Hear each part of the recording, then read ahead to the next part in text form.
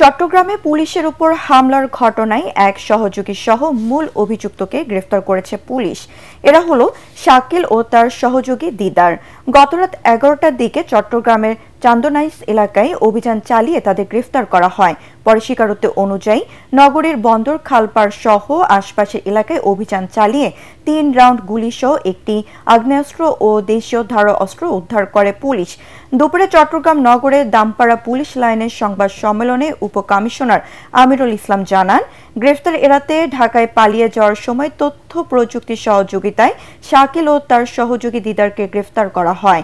এই ঘটনায় পুলিশ বাদী হয়ে অস্ত্র ও সন্ত্রাস দমন আইনে 2টি আলাদা মামলা করেছে।